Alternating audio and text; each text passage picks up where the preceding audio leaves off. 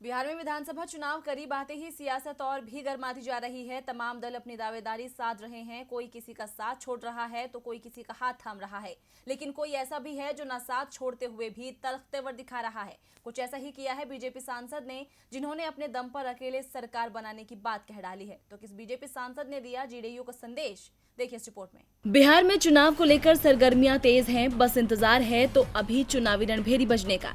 लेकिन राजनीतिक दलों में चुनावी सरगर्मी नजर आने लगी है। राजनेताओं के तीखे बयान हो या दल बदल की खबरें, चुनाव से जुड़ी हर चीज अब तेज हो चुकी है।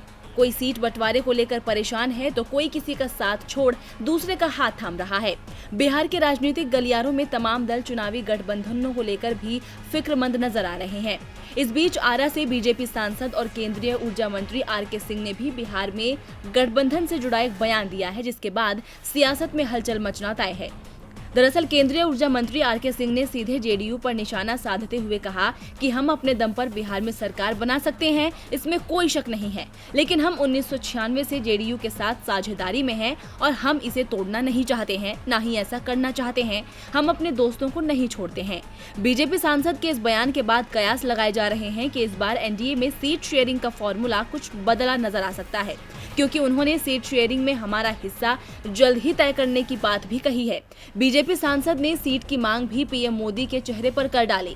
उन्होंने कहा कि लोकसभा चुनाव परिणामों ने स्पष्ट रूप से बीजेपी और पीएम मोदी के वोट बेस को प्रदर्शित किया है, इसलिए सीट बंटवारा केवल उसी पर आधारित होना चाहिए। अब बिहार की राजनीति में दिन ब दिन नया मोड़ आ रहा है, खासकर सीट बंटवारे को लेकर। लेकिन सांसद आर.के. सिंह के इस बयान के बाद जेडीयू का तिलमिलाना तो तय है, लेकिन अब देखना दिलचस्प होगा कि जेडीयू क्या प्रतिक्रिया देती है। डीबी लाइव की रिपोर्ट।